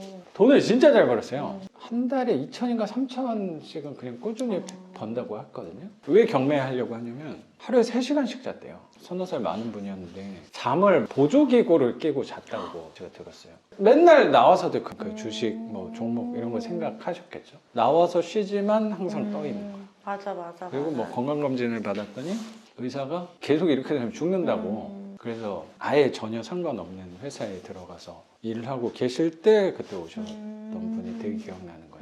선생님도 비싸다. 갑자기 몸이 그랬다고 하니까 쉬지 않고 달려오니까 회사를 10년 일하고 관두고 나서도 좀 쉬려고 했거든요, 사실. 근데 못 그래요, 스타일이. 한 달도 못 쉬고 바로 가게 알아보고 바로 오픈 준비하고 혼자 진짜 맨날 울면서 혼자서 아무것도 모르면서 혼자 다 알아보고 해야 되니까 막 무섭기도 하고 무섭죠. 막막하기도 하고. 원래 쉬는 게 되게 어려워요. 맞아요. 나도 이런 얘기 할 자격은 아닌 사람이긴 한데 나도 사실 좀 잘 못 쉬어요. 쉬는 날이 없으실 것 같아요. 나도 없어요. 그쵸? 그러니까 노력을 많이 해. 자꾸 쉬려. 근데 나도 쉬면은 좀 마음이 불안해요. 옛날엔 뒤처진다 그런 마음이 있었는데 요새는 뒤처진다 그게 아니고 괜히 불안해. 저도 그래요, 진짜. 네. 그 쉬어도 그냥 나가서 쉬는 거지. 그러니까 와이프 보면은 좀 부러워요. 낮에도 누워 있고 난 낮에 누워 있는 걸 잘 못했거든요. 근데 와이프한테 많이 배웠죠. 쉴 땐 저렇게 쉬는 거구나. 저도 그런 사람을 만나고 싶어요. 저를 좀 그렇게 해줄 수 있는. 그게 약간 동화가 되는 부분도 네네네. 있는 것 같고 맞아요. 그 모습을 또 보고 있으면 둘 다 이러면 안 된다. 이런 생각도 더 열심히 하게 될 수도 있으니까 참고를 해봤으면 좋겠어요. 이게 항상 한쪽으로 치우치는 건 되게 안 좋은 거는 내 삶에 대한 진리로 네. 정하고 가는 거거든요. 그래서 쉬려고 노력을 많이 해요. 아무것도 안 하는 것도 노력을 하려고 합니다. 왜냐면 선생님도 잘 알겠지만 아무것도 안 하는 게 엄청 어렵거든. 그거는 마음이 어려운 거지. 마음이 불편해요. 마음이 너무 불편한 거지. 불편해요. 불편하다는 게 맞는 것 같아요. 네. 아무것도 안 할 때도 뭘 할지를 생각하는 거지. 아, 선생님 얘기하니까 난 선생님하고 진짜 다른 사람이라고 생각했거든. 되게 비슷한 비슷한데요? 사람이네. 저도 그렇게 근데 이렇게 생각했는데. 표출되는 게 조금 달라서 그런 거지. 네. 되게 비슷한 사람이었네. 난 사실 안 쉬거든. 처음 느꼈어요. 수업할 때는 몰랐는데. 네. 나는 야근이야 지금 사실. 그쵸? 경계선이 좀 모호하잖아요. 그래서 자꾸 이것도 노는 거야. 친구들, 사람들 잘 안 만나요. 근데 나는 또 이게 재밌거든. 그러니까 똑같잖아, 생각해보니까. 근데 나는 쉬는 거다라고 생각을 합니다. 근데 이거는 한번 정의를 하고 가야 돼. 네. 짚고 가야 되는 게 뭐냐면, 쉰다는 거는 누워있는 육체의 쉼만은 쉬는 건 아니거든. 맞지 않아요? 이것만 쉬는 거 아니지. 이렇게 앉아서 옛날에 이랬어. 이거 쉬는 거 아니야, 이것도? 어떻게 보면? 제가 회사를 다닐 때는 팀이 세 개다 보니까 네. 이 일을 하다가 지치면 저 일을 하면서 쉬고 진짜로 그렇게 했어요. 한 2시간 여기 집중하다가 아 이거 너무 스트레스 받아 그럼 저쪽 업무로 옮겨가고 하고 그게 저는 쉬는 거였는데 제 매장을 하니까 그게 아, 그러네. 안 되더라고요. 온통. 그래서 부동산 하면서 오히려 조금 균형이 잡힌 거네, 오히려. 물건 검색하고 이러면서 뭔가 머리를 조금 회전시키고 그랬던 것 같아요. 환기가 되는. 맞네요. 좀 이렇게 그런 게좀 중화를 있었어요. 시킬 수 있었다는 그래서 수업 생각이. 들을 때도 어떻게 보면은 월요일부터 토요일까지 일하고 일요일 날 새벽에 일어나고 또 어디 갔다가 수업 듣고 이러면 쉬는 날이 없잖아요. 그럼 저 되게 힘들 줄 알았거든요. 네. 근데 오히려 일하는데 좀 생기가 돌더라고요. 선생님에 맞는 쉼이었네. 그게. 뭔가 새로운 걸 배우고 제가 발전되고 있다는 걸 느껴야 안심도 되고 즐거움도 느끼고 좀 그러는 것 같아요. 몸은 움직이고 있지만 마음의 쉼이었네. 네네네. 뭔가를 맞아요. 배운다고 네. 하는 거. 그리고 내가 열심히 하고 있는 거. 근데 육체의 쉼이 또 너무 부족해 버렸다는 생각 때문에 머리가 핑 돌고 쓰러지고 했다는 생각 좀 드네. 제가 그 쉬는 타이밍을 못 잡아가지고 회사 다닐 때 병원에 입원을 그게 당연한 거라고 생각도 돼. 그게 쉬는 핑계를 찾은 거예요. 어떻게 제 몸이 알아서. 어. 왜냐면 병원에 있으면 이유 있는 쉼이잖아요. 내가 쉬어도 된다라는 그 이유가 있잖아요. 갑자기 아파서 병원 가면은 참 많이도 참았다 그래갖고 3번을 입원을 했거든요, 제가. 그렇구나. 근데 지금은 이제 그것도 어려운 상황. 이 가게 운영을 그렇지. 저 혼자 하니까. 맞아. 나 안 그 마음 되잖아요. 알아요. 내가 혼자 하니까 수업도 그 두려움 알거든요. 음. 내가 만약에 한 달, 2달 이렇게 만약에 병원 가 있다? 맞아. 그럼 그걸 못 하니까 그런 일이 발생하지 않는다는 보장은 없겠지만 좀 꾸준히 지속하고 싶다는 욕심이지 이것도. 욕심이어서 나는 횟수를 자꾸 줄이는 노력을 하는 것 같아요. 저는 그걸 지금 그럼 만들어가는 그렇지. 과정인 거죠. 원래 하루도 안 쉰다 그러지 않았어? 아닌가? 쉬는 날에도 가게를 가서 뭔가를 해야 마음이 좀 안정이 되니까 뭐 네. 정리하고 아니면 집에서 뭐 발주하고 있고 뭐라도 그렇게 해야지 됐던. 되게 비슷한 사람이었네, 선생님이. 그래서 나는 그거를 다른 걸 찾은 거예요. 아무것도 안 할 수는 없거든. 나 같은 사람은. 선생님도 비슷한 거 같고. 그래서 나는 그거를 글 쓰는 걸로 해소를 하는 것 같아. 그리고 책 보는 걸로 해소하는 것 같고. 아무것도 안 하면 안 되니까. 저도 그래서 부동산을 작년에 처음 알아보게 됐어요. 21년도에 같이 일하던 친구가 있었어요. 근데 제가 새로운 사람하고 일은 도저히 할 수가 없는 상황이어서 아는 사람이랑 같이 일을 하다가 그쪽 상황이 이제 여의치가 않아가지고 다른 데서 일을 해야지 되는 상황이어서 이제 나가게 됐고 다시 이제 직원을 구하기는 싫어서 일을 좀 줄이고 저 혼자 하게 되면서 너무 이제 지치고 갑자기 아프고 무섭고 이러니까 뭔가를 해야지 되겠는데 하다가 우연히 유튜브에서 저를 부동산 이쪽으로 이끌어주더라고요. 왠지는 모르겠지만. 그러면서 처음에는 저도 아파트 이런 걸 엄청 봤어요. 책도 엄청 보고 아침에 오픈 준비하기 2시간 전에 와갖고 책 보고 정리해놓고 오픈 준비하고 마감하고 또 2시간 공부하고 집에 가고 이거를 계속 반복을 하다가 보니까 네. 저랑은 너무 안 맞는 거예요. 못 하겠는 거예요. 그리고 상황도 그렇고 그렇구나. 나는 지금 당장 내가 한 달을 버틸 수 있을지 일주일을 버틸 수 있을지 이 불안감 때문에 죽겠는데 그 시세 차익형 이거를 아파트를 사놓고 이거를 네. 오를 때까지 기다렸다가 내가 버틸 수 있을까? 그러다가 오. 갑자기 하락장이 와가지고 오히려 역전세가 나면 돈을 내줘야 되는데 내가 버틸 수 있을까? 지금 내 정신력으로 내 멘탈이 지금 이렇게 나가 있는데 이제 막 네. 그러면서 이건 못하겠다. 뭘 해야 될까? 막 제가 공부를 시작했던 때가 이제 2020년도 초반이니까 그때는 이제 막 규제도 그렇고 서울 집값 너무 많이 올랐기 때문에 다들 지방을 많이 보시고 그랬거든요. 선생님은 그때도 무주택자였던 거잖아. 그쵸. 그러면 아파트값 많이 올라가고 이럴 때는 막 불안하고 그런 건 없었어요? 저 사실 별 그런 거에 큰 이런 게 없었던 것 같아요. 아, 그쵸. 뭐 이만큼씩 버는 사람인데 1억 올랐어? 뭐 금방 벌지 뭐. 별로 그냥 그랬던 것 같아요. 사실 너무 몰라서 그랬겠죠. 너무 몰랐기 때문에 별로 그런 거에 대한 생각도 크게 없었던 것 같은데 부동산을 공부해봐야겠다라는 생각을 하면서 그런 것도 피부에 와닿는 부분도 있었던 것 같고 지금 상황에서 내가 서울을 할 수 없으니까 수도권을 하기는 어려우니까 지방을 가야 되는데 그때 당시에 그러면 매주 지방 임장을 가고 막 이렇게 해야 되는데 제가 제 몸을 써서 돌아다니고 이러는 거는 얼마든지 할 수 있겠는데 그렇죠. 이 가게를 운영하면서 매장 운영하면서 이거 병행을 할 자신이 사실은 없더라고요.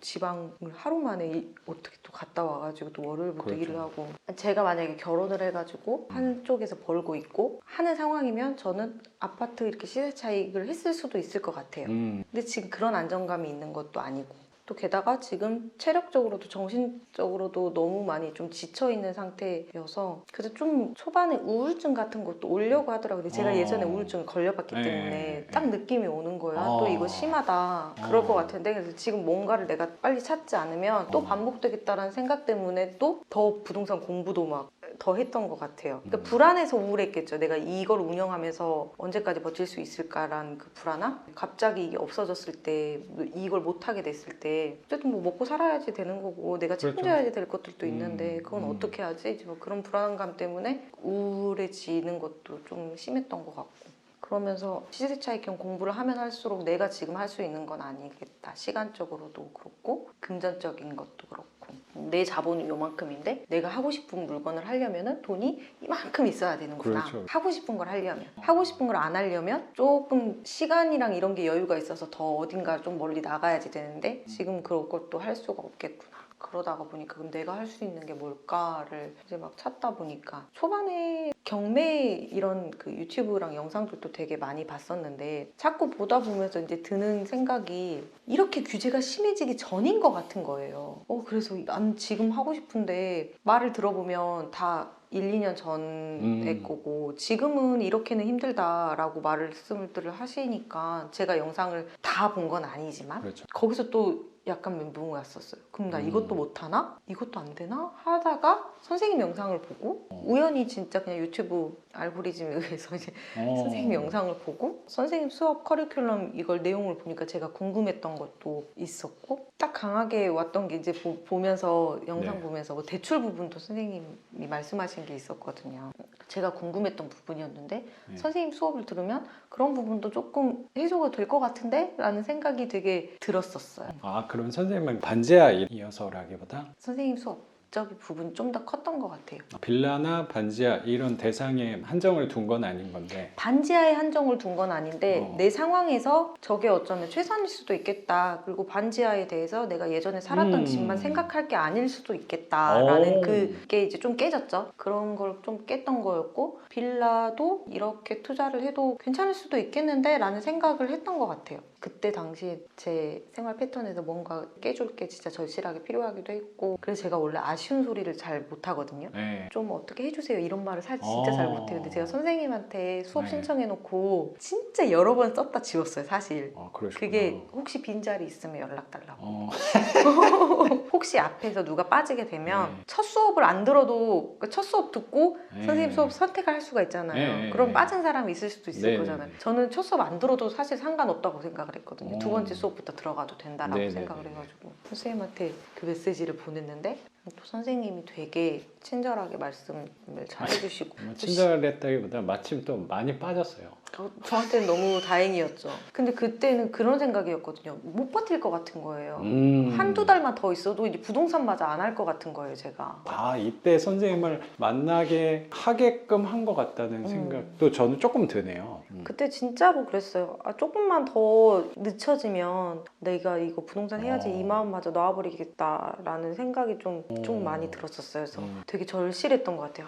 좀 빨리 하고 싶다. 좀 빨리 움직였으면 좋겠다. 그게 어떻게 그래도 잘 맞았네요, 네. 시기랑. 그게 진짜 너무 다행히 잘 맞아가지고. 그래서 지금의 삶의 균형이 맞아간다는 생각도 드네요. 나는 선생님이 아까 요새 뭐 어떻게 지내요? 말씀드렸더니 일 한 8시 끝나고 새벽까지 물건 찾고 그런다 그래가지고. 그쵸, 네. 집에 가면 또 뭐 물건 보고 그다음 뭐 부동산 시세 같은 것도 보고. 그래서 너무 무리하는 거 아닌가? 라고 했는데 그게 균형이 맞는 거였구나. 저는 어쩜 그런 것 같아요. 한쪽에서 느끼는 불안감을 다른 거에 좀 분산시키면서 제가 조금 가벼워지는 것도 있는 것 같아요. 그런 마음이 어떤 마음인지 알 것 같아서. 근데 선생님 스스로가 느껴질 거라고 생각하는 게 나랑 나이 차이가 많지 않잖아. 그쵸. 약해지는 느낌이 좀 들어서 맞아요. 체력적인 부분이 네. 20대 때랑 30대 너무 초랑 또 느껴요. 네. 후반이랑 나도 이제 40대잖아요. 이게 또 다른. 그래서 나 살을 많이 뺀 거거든요. 뭐 투자도 그렇고 선생님 좋아하는 일도 그렇고 올해 이왕이면 건강하게 하는 게 중요한 건데 맞아요. 그렇게 잠을 적게 가면 더 고장나. 쉬는 방법을 맞아, 쉬는 방법을 진짜 연구해야 돼요. 육체적인 부분도 나는 포함이 돼야 될 것 같다는 주제 넘지만 좀 그런 생각도 조금 여유가 생기면은 찾을 수 있을 것 같기는 한데 그래서 제가 입찰도 좀 무리해서 초반에 막 하고 이러는 것도 어느 정도 좀 세팅되면 찾지 않을까. 회사 다닐 때도 막 그러다가 병원에 한 3번 입원하고 네. 그 다음에 제가 쉬는 방법을 찾았거든요. 그래서 쉬는 날 혼자서 여행 가서 잠깐 하루 바람 쐬고 오고 이제 그러면서 병원에 이제 입원을 안 했어요.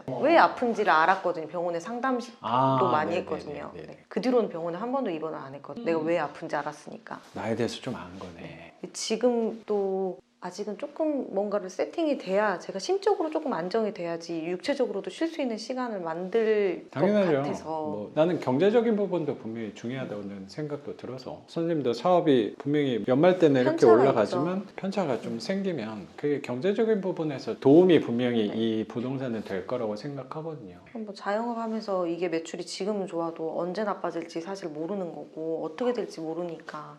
나도 항상 그 생각 많이 하거든. 그러니까 나도 계속 하는 거야. 내가 지금 수업 줄이 뭐 조금 이렇게 있어도 당장 다음 달 할 때 아무도 안 한다는 생각, 그 두려움 있죠, 나도. 그게 비슷한 거야. 사람을 어떻게 보면 좀 믿지 못하는 부분에서 이건 사람과의 관계인 거니까 그래도 분산을 해놓는, 사람 쪽에 관한 그 수입이랑 부동산에 관한 수입이랑 분산을 해놓으면 이게 안정이 돼 있을 때 이걸 하나씩 네. 준비해 놓으면 여기에서 힘들어질 때 얘가 분명히 보완이 되는 느낌이 있지 않을까? 그러면서 기대를 그거를 그게 분명히 나는 크게 느낄 수 있을 거라고 생각해요, 이 집에서. 그랬으면 좋겠어요, 진짜. 이제 일하면서도 지금 내가 너무 좋아서 시작했던 일인데 이게 제 매장이 되고 오로지 제 생계가 되니까 그게 무서워지고 약간 두려워지고 싫어지는 기분이 있어서 나도 그럴 때가 있거든요. 처음이에요, 그런 게. 제 인생에서 제가 좋아하는 일을 하지 않는다는 느낌이 드는 게 지금 처음인 것 같아요. 그러니까 남들 고3 때 진로 결정할 때 아니면 20대 때 막 진로 결정할 때 저는 그런 기분을 느껴본 적이 없는데 그걸 지금 느끼는 기분이에요. 그래서 내가 부동산으로 어느 정도 안정감을 가지면 이 일도 다시 즐겁게 할 수 있을 것 같다는 생각도 기대감도 있어요. 그럼요. 이게 싫어질 것 같은 그것 또한 두려움이거든요. 나도 경매 요새는 제 물건을 잘 찾진 않는데 많이 물어보게 되면 자연스럽게 나도 보잖아요. 집중이 좀 됐을 때는 막 보기 싫거든. 되게 두려울 때가 가끔 있고 나는 지금 그래도 즐거운데 이런 전반적인 구성 요소들이 즐거워요. 뭐 물건 그냥 딱 보고 월세 받는, 그리고 수업하고 선생님하고 이렇게, 이거 경매 얘기는 아니지만 삶의 얘기. 지금 11시가 넘었는데 여성분이랑 이렇게 얘기하는 이거는 나한테는 되게 이색적인 경험인데 즐거운 부분도 있는데 이게 한편으로 싫어질 때도 당연히 있잖아요. 네. 그게 가끔 무서워요. 그럴 때는 좀 멀어지려는 노력들 하는 거예요.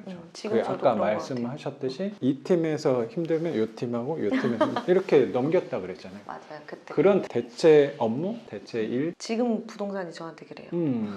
그게 되게 현명한 방법이라는 생각이 지금 다시 한번 들고, 나도 그렇게 하고 있구나 생각도 되게 드네. 저한테 그냥 맞는, 제 성향에 맞는. 네. 근데 선생님하고 비중이 다른 부분 중에 하나가 뭐냐고 생각하냐면, 어쩌면 일하고 부동산 보고 하는 부분에서 난 선생님보다 비중을 좀 두는 게 하나 더 있어요.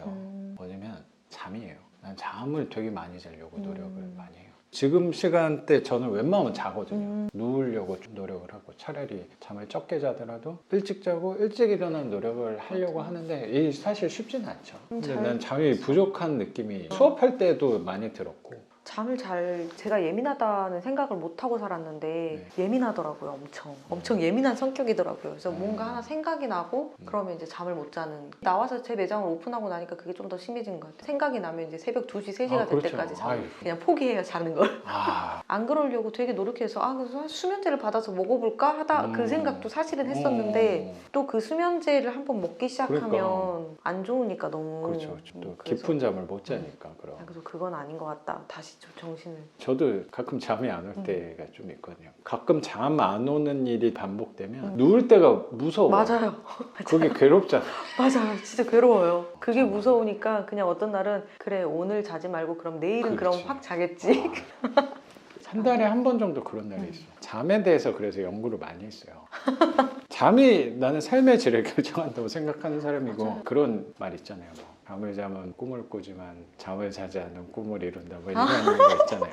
학생 때 공부할 때 막 잠을 줄여야지 열심히 사는 사람이고, 한때는 생각을 했었는데 지금은 잠을 편하게 오래 깊게 자는 노력들을 많이 하는 것 중에 하나가, 잠이 패턴이 좀 있잖아요. 수면을 불러오는 기차가 온다라고 표현을 하거든요. 기차 때를 놓치면 이제 잠을 못 자요. 맞아요. 그래서 그 주기가 편차가 있겠지만 보통 1시간 반마다 오더라고요. 이렇게 일상적으로 있다가 피곤할 때 있잖아요. 좀 나른하네. 저녁 때도 한 6시, 7시, 뭐 8시 이렇게 넘어갈 때 한 번 졸릴 때가 있어요. 있지 않아요? 낮에 있죠. 낮에 있잖아요. 그럼 때도 그거를 있어요. 저녁 때를 잘 기억해놔야 돼요. 예를 들어 뭐 6시 반이야. 그러면 10시 반인데. 10시 반이면 10시 반에 무조건 자야 돼요. 그러면 그 준비를 시간에 해야 있어요, 돼. 진짜. 30분 전에 누워 있어야 돼요. 10시 반이면 맞아. 그러면 한 9시 반에 씻고 준비하다가 10시에는 꼭 누워야 돼요.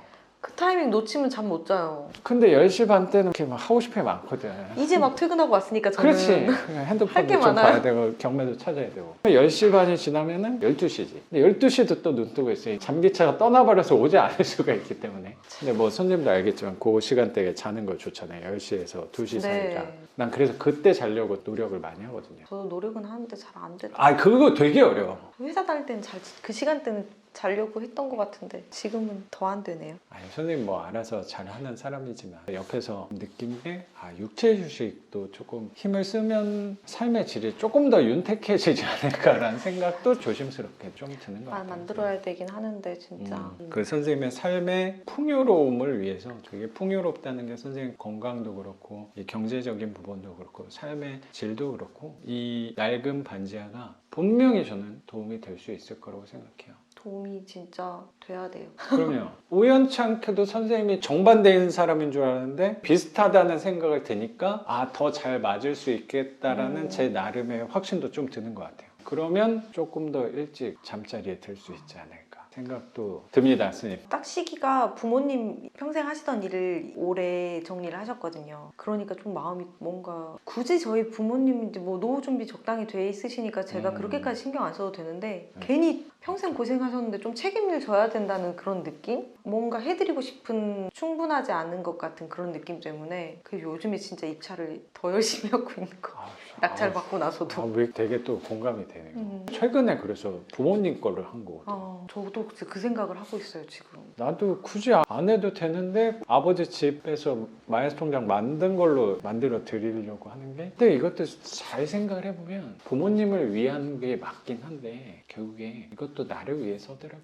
그렇죠. 나중에 내가 조금 더 힘이 없어졌을 때는 더 못 도와드리니까 맞아요. 지금 해놓자라는, 어차피 내가 도와드려야 될 건데 라는 생각도 저는 되게 있네. 부모님 모시고 올라오고 싶은 생각도 있고 그래서 경매 보면서도 우리 부모님 살만하지? 뭐 이런 것도 좀 보게 되는 것도 있고 밑 작업하는 것 때문에 진짜 입찰할 물건을 엄청 쌓아놓고 있어요. 그렇다면 선생님 또 한쪽으로 치우치지 않고 균형이 맞아가는 과정이라는 생각도 되게 네. 들고 선생님 얘기 들으면서 느끼는 게 선생님도 되게 고집스러운 사람이기 때문에 누가 뭐라고 한다고 선생님 바꾸지 않을 사람이 분명하거든요. 맞아요. 자연스럽게 방향을 잡아가는 것 같고 속도도 조절해지는 게 느껴져요. 어렸을 때 무용하다가 무용을 계속하면 더 불편한 일이 생겼을 수도 있으니까 거기서 잠깐 이 외부적인 상황이 막아준 걸 수도 있는 것 같고 그때 안 힘들었겠지만 하길 잘했어요. 신체 조건이 무용이랑은 정말 맞지 않는 신체 조건이어가지고 했어도 베이킹 하는 것만큼 했을까라는 생각도 들어요. 차라리 맞아요. 잘 된 걸 수도 있다. 그럼요. 잘 된 거라고 저는 느낌이 들어요. 그리고 사랑하는 회사, 내가 몸을 바쳤던 회사에서 큰 상처 같은데 그것도 계속 유지하다가는 더 큰 삶의 위태로운 부분이 될 수 있었으니까 중간에 오히려 그 일이 벌어진 게 오히려 다행이었던 건 아닐까. 그리고 요새 사업을 혼자 하시면서도 몸 안 좋아서 막 쓰러지고 그러셨을 때 크게 완전히 몸에 이상이 생긴 게 아니었으니까 신호는 보내준 것 같아요. 맞아요. 야, 너 계속 이렇게 가다가는 맞아요. 오히려 더 안 좋은 결과. 우리 살아 숨쉬는 동안에 저희가 생각할 때 최고의 선이라는 거는 건강하게 오래 사는 부분이라고 생각을 한다면 그 관점에서는 너 이렇게 하면 안 되니까 어떤 절대적인 사람이 있다면 그 신호를 알려준 거 아닐까. 내 생각을 바꿔먹지 않을 거니까 자꾸 맞아요. 그 신호를 주는 거 아닐까. 그러면 선생님은 느끼고 바꿀 거니까.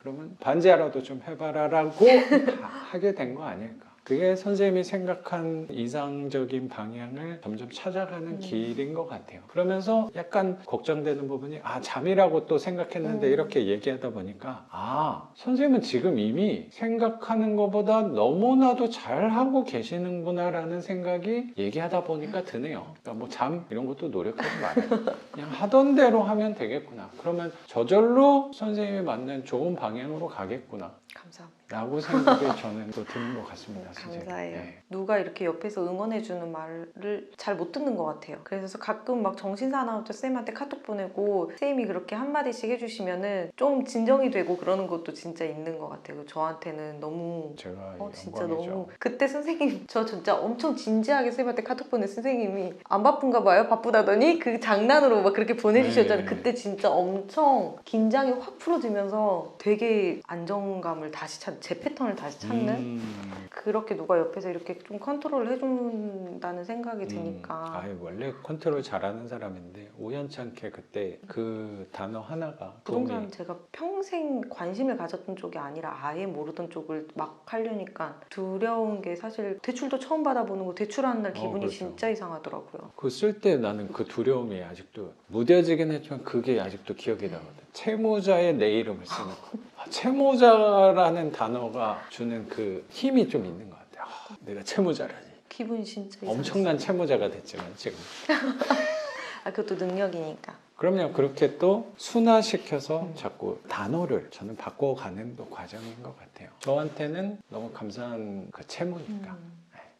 그 저도 채무 그렇게 덕분에 되겠죠. 맞아요. 채무 덕분에 선생님하고 이 늦은 시간까지 그래도 저는 편하게 얘기 나눌 수 있는 것 같고 선생님도 삶의 빛과 희망이 생기는 부분도 저는 분명히 있다고 생각이 들어요. 맞아요. 감사한 빛이 아닐까. 너무 감사하죠 진짜. 반지하를 할 수 있었던 게 이거 집 낙찰 받고 한번 와서 봐주실 거니까 그 안정감이 저는 엄청 컸던 것 같아요. 다행이네요. 그래도. 백이 있는 거니까. 선생님 특별히 한 번 더 오겠습니다. 감사합니다. 선생님 오늘 집도 이렇게 공개해 주시고 삶의 시련과 애환, 삶의 경험, 부동산 투자 과정까지 같이 우리 구독자분들하고 나눠주신 거 감사하게 생각합니다. 선생님. 제가 더 감사합니다. 오늘 영상은 여기서 마치는 걸로 하고 저는 또 내일 영상으로 찾아뵙도록 하겠습니다. 작가 반지상이었습니다. 감사합니다. 감사합니다. 고맙습니다. 선생님. 감사합니다. 선생님도 말이 없는 편이 아니야. 저 말 많죠?